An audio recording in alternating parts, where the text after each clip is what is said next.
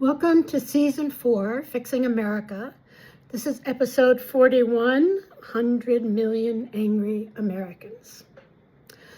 Towards the end of Season 3, I posted 8 different episodes about the incredible failures and abuses of foster care, family court, family law, along with the topics of medical kidnapping and parental alienation. These were very difficult episodes that were triggering for me in many ways. And now, about 8 months later, not much has changed. Plus, I found another 10 million angry Americans. So in this episode, I'm going to talk about 100 million angry Americans and which agencies triggered that anger. Number 1. Veterans. There are 20 million veterans, family members, survivors, and caretakers of veterans in this country. And the issues that I have with the Department of Veterans Affairs, the VA, there's a long list. So, starting with, why does it take so long? It used to take a year, and now it's down to about 130 days. Why does it take 130 days for medical records from the Department of Defense to transition to the Department of Veterans Affairs? Somebody needs to fix that now. I don't want to hear any excuses. Fix this now. Here's another issue. Why do so many veterans face incredibly long waits before they get an appointment? Maybe there should be a mandatory maximum 30-day wait before a veteran gets an appointment that's needed. And the system should figure out ahead of time whether or not they will be able to provide that service to that veteran, and if not, arrange for private consultations. What about veteran homelessness? There are about 32,000, a little more homeless vets. It's better than it used to be, but why are there any at all? What exactly is the plan to eliminate veteran homelessness? And it better well focus on the use of veterans helping veterans. This peer support model is what works. A whole other issue is they call it location lottery. Some VA facilities are fabulous, others a lot less so. What exactly are the standards? And can we put in place intervention teams to go to those facilities that are not as good as they ought to be and help them improve quickly? Here's another one. Why do so many large numbers of veterans have to complain about a specific symptom before the system takes them seriously? So going back Agent Orange and lung and health issues from burn pits. Why did it take so long for the VA to take its own veterans, the people that the VA are supposed to serve? Why did it take them so long to take these issues seriously? What's wrong internally? Isn't there an early warning system? What is getting in the way of taking these illnesses seriously as early as possible? And the last question that impacts veterans directly and dramatically, but is not really a VA capability, who exactly are sending our young men and women off to war? Who is sending our children off to forever wars? And how can they be held accountable for their decisions? The second group of angry Americans are farmers and pretty much 60 million people that live in rural America. In 1970, there were 648,000 dairy farms. In 2025, there are about 24,000. It is USDA, U.S. Department of Agriculture farm policy that has eradicated 600,000 dairy farms in our country. They have destroyed, USDA policy has destroyed 97% of America's dairy farms. And that hollowed out 600,000 communities because Dairy farms and other farms are the heart of rural communities in many ways. And there's a multiplier effect. For every dollar that a farm earns in income, 44 cents is spent in the local community because farmers buy their supplies locally.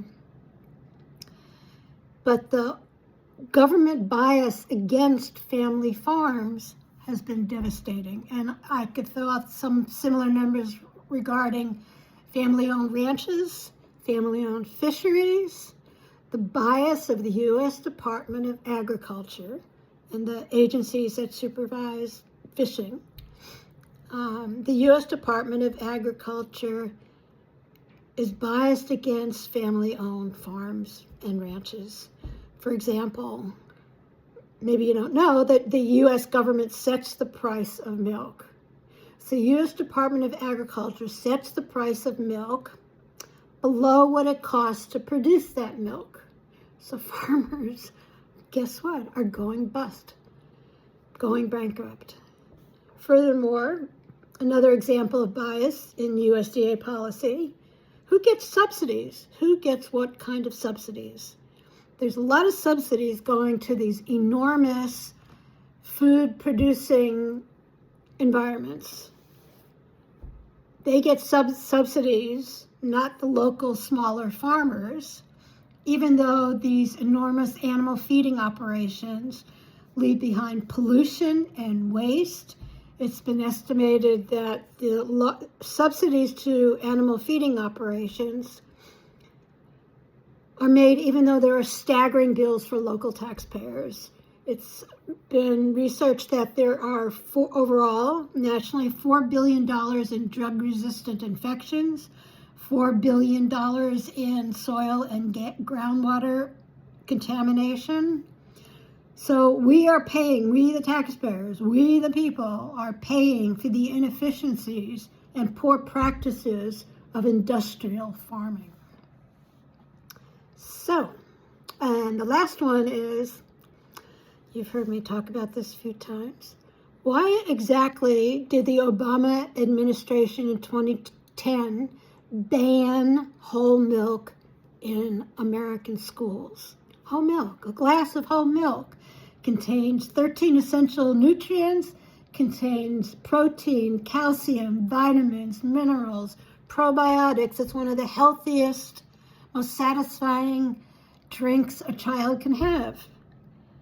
But it was banned until about 3 weeks ago, December 15, 2025, the Congress, in bipartisan legislation, passed the Whole Milk for Healthy Kids Act, bringing whole milk back into public schools, waiting on the desk of the president to be signed. Third group of angry Americans that I want to talk about, and we'll talk about some more in upcoming episodes, the 10 million people, families and children that have been damaged and abused by our horrendous child welfare system. This includes the failed family court system, foster care, issues surrounding medical kidnapping, parental alienation, which has to do with family court. There have been millions, I'm guessing 10 million children and families that have been damaged because the states take children away from their parents, even though 87% of the time children are removed from their homes, not for reasons of abuse, but for reasons of neglect, which is another word for poverty. So we have about 320,000 children taken from their homes every year due to reasons of poverty and put in homes with strangers where the outcomes are not often very good, generally not very good. So our child welfare system has an 87% failure rate, which disproportionately impacts communities of color and indigenous communities. So the bottom line is, instead of isolating and punishing families in crisis, we need to provide emergency support and funds if needed. And this is actually happening in some states, Connecticut, Montana. to my surprise. But some states are figuring out that the outcomes for keeping families together and not pulling children out of their known family and away from any kinship groups, that keeping children with their families to whatever extent possible is the best pathway to better outcomes. And then finally, what I realized is there's probably about 10 million people that have been really hurt, damaged by food poisoning, by PFAS, forever chemicals in our water, by lead pipes. So we're going to do a little digging into those issues and solutions, and do it and start by starting to look at the Department of Veterans Affairs. So my focus in this season 4, the beginning part, Fixing America, is to focus on those agencies that have done that damage that has led us to 100 million angry Americans. Coming up next week, stay tuned. And meanwhile, please, let's feed the algorithm. So like, share, comment, and subscribe. Thank you.